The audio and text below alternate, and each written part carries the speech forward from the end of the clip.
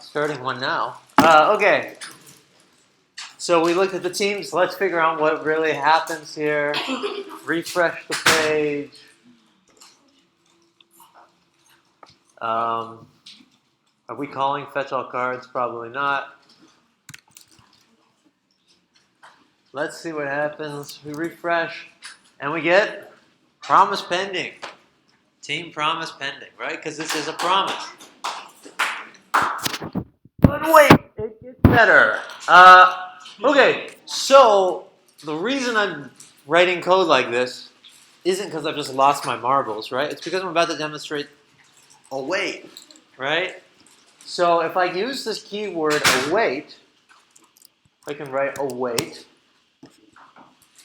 And this allows our asynchronous code to appear to run a bit more synchronously. And this is we're only able to do this because it's all inside of this async function. All right? So now, let's go ahead and try it again. We'll refresh our page. Now we get this data. So what does that mean? Well, that means instead of this piece of code, I could just have this code, right? I could still have this code, but I can go ahead and let this happen. So I could say like shuffled, and this is an asynchronous piece, so I can say await because I want it to wait for it. Definitely should spell it right. I probably don't need to re-get the stack ID because it's already declared up here, right? Can keep going to here.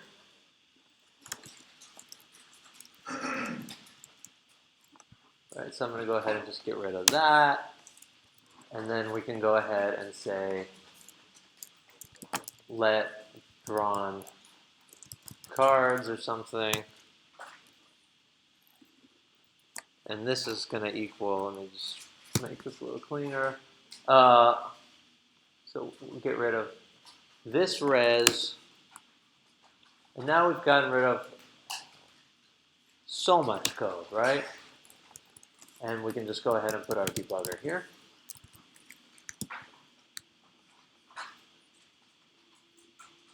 Do you need the await after draw call? I should have a way, yeah. Oops. Thank you. Oh, you know what? I do this. I'm trying to make this prettier. All right, well, I'll just do it the old-fashioned way.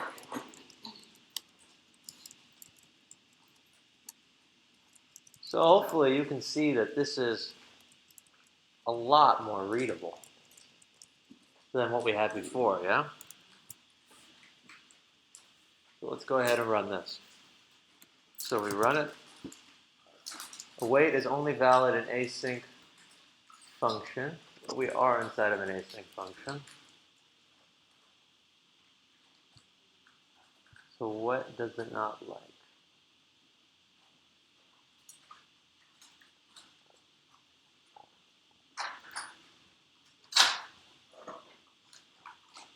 That worked just fine a second ago, didn't it?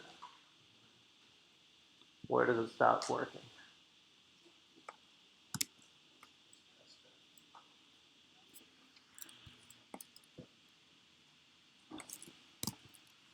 Right, we have a syntax there. Ah, it's this crap. Right.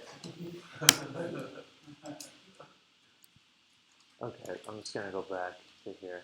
Made a change. Right, not running my code enough. Okay, so we've got our debugger, and we can see that we'll have all of these things available to us.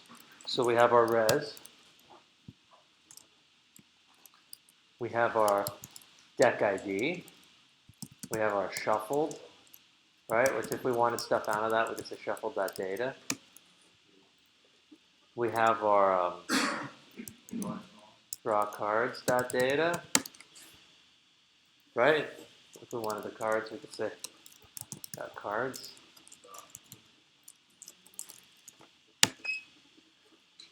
Right, so this is a lot more attractive. Hopefully you can see that.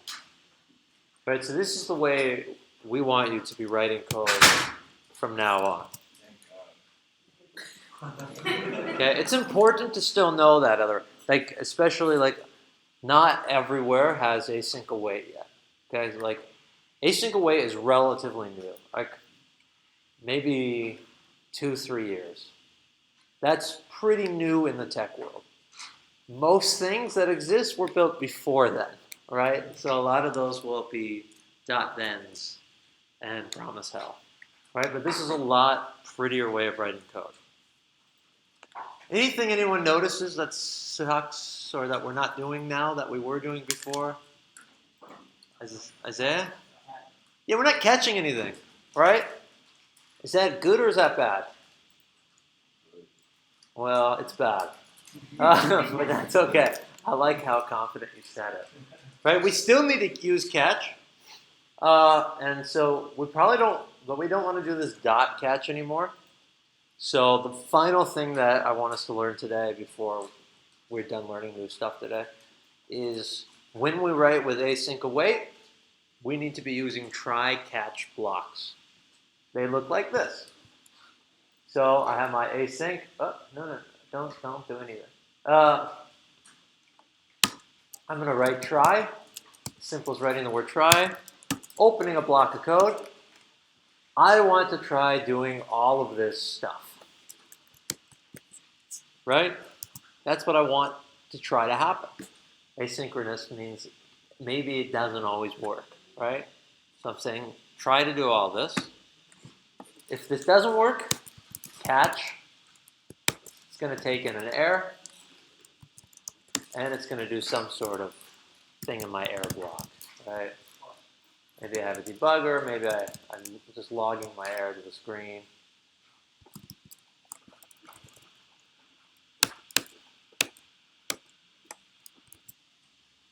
So this is a try catch. So let me misspell something, yeah?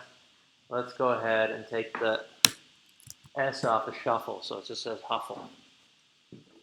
All right, we're gonna try it, and we should end up in the catch block where we have our error, and our error is a network error. Okay, so that's how we catch things from now on, and try catch blocks. I'm going to fix the spelling of that though. I don't want to forget.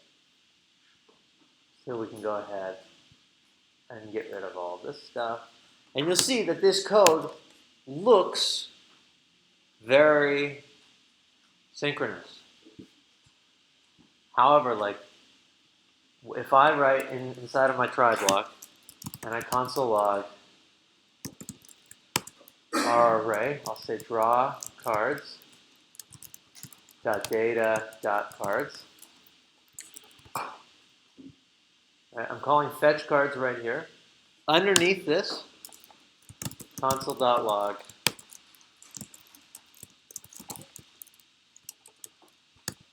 what's up. Right, got two console logs with the person next to you. Talk over what the order of what's going to print and why. Okay?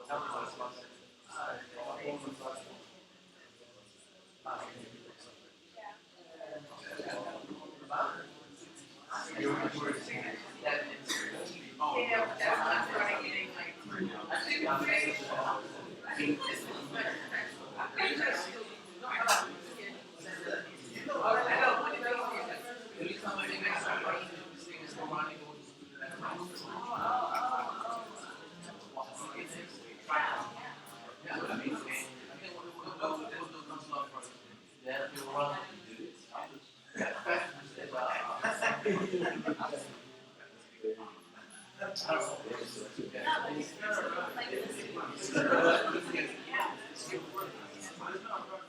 right, clap your hands once if you can hear my voice. Clap your hands twice if you can hear my voice. All right, let's talk about it. What do we think? Somebody wants to throw up their hand, share what they're thinking. Nobody? Come on, we just talked about it. Yeah, Deja, what's going on? The second console is gonna happen first. It's gonna take what's up first, and then it'll give both of the information first. I mean, afterwards, because it's not. It doesn't have any context. Nothing being so functional. It's outside of that actual. Okay, so Deja says it's going to say what's up, and then it's going to print the cards, the array of cards. She says it's because there's no promises. It doesn't have to go through any of that actual function. Doesn't have to go. You're not keying through anything. You're not pulling data cards or anything like that. Okay. So that's because we're not keying. Any other thoughts? Anyone want to talk about it? Yeah, Danny, what's up? Well, I wanted to work the other way where everything runs first and then the console log gets up after. You think it will or won't? Though? I wanted it to, but it might not. Okay. Marvin, what's going on with you? I think what's up will come first because fetch all cards has async use for each other. So if you any promises, whereas console log what's up is just going to be for you before any of that gets there. Okay. So Marvin's in the same ballpark as Dessa, and he's saying that it's going to say what's up first because fetch all cards is asynchronous code. So what happens? Let's see if we can remember, right? I know we only talked about it, I think, one day, but like when the browser or the call stack hits an asynchronous piece of code, what happens? Isaiah.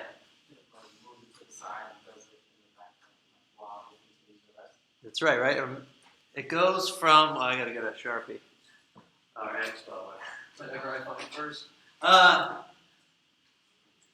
Right, we've got this call stack of the code that runs.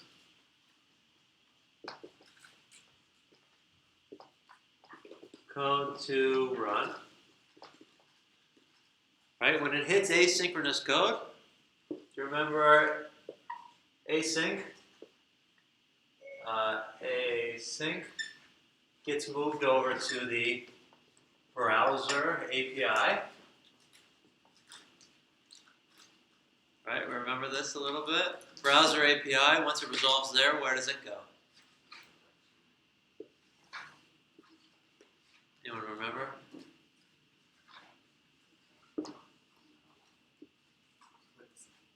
What? Not quite. It goes back to the callback queue.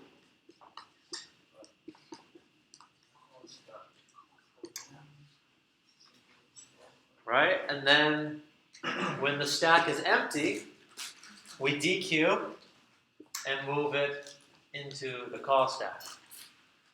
Who remembers what this whole thing is called? Not quite. No.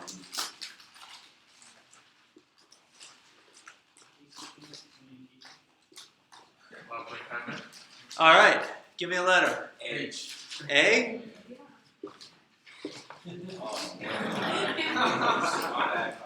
Oh man. Oh, he's there? S. S. Oh, okay. All right. Come over. Hands up. Listen. J. E?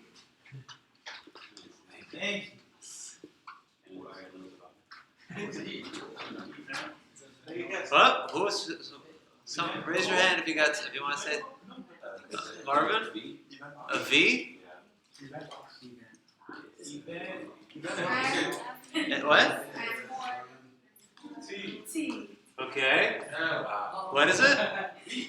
All right, come on, raise your hand. Yeah, Danielle. O? Ooh. Hey, right? This whole thing is called the event loop. Yeah, don't forget, or you might die.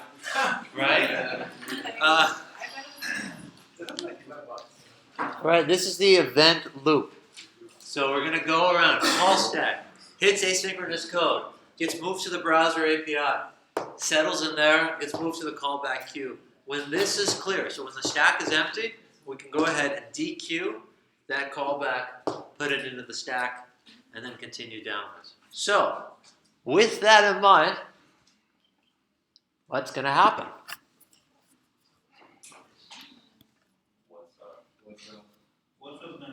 What's up is going to show up first, right? Because this is asynchronous code. This returns a promise. Let's prove it to ourselves that we're not crazy. What's up? And then we have our arrays. What's up? What's up? Right? Such a good commercial. Yeah. Dirt can't hide from intensified tide. That's another good slogan. Okay. Any questions on this? Yeah, Ashia. When I noticed it now, but I didn't notice if you did it before, how you put async on line 13? yeah. How you put async. Did you have to do that for when we were just dealing with Axios? No. No. This is for async await. So we can only write await if it's inside of an async declared function. That's the only way, right? So if I tried to do await right here, it's going to freak out. If I wrote like await axios.get and I did something here, it would freak out because not inside of a sync, right? It'll throw an error. Await has to go inside of async.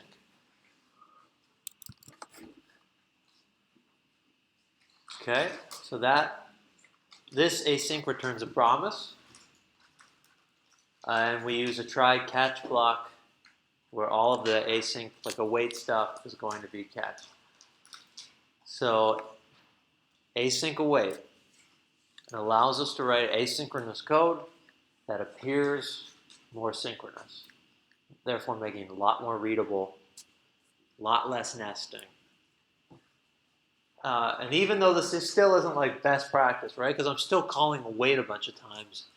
I'm calling Axios, right? I could still extrapolate that into another function and make it like a bit more clean. Still, it's still a lot more attractive than where we came from, right? Okay. So today's work. I'm going to stop this before my computer.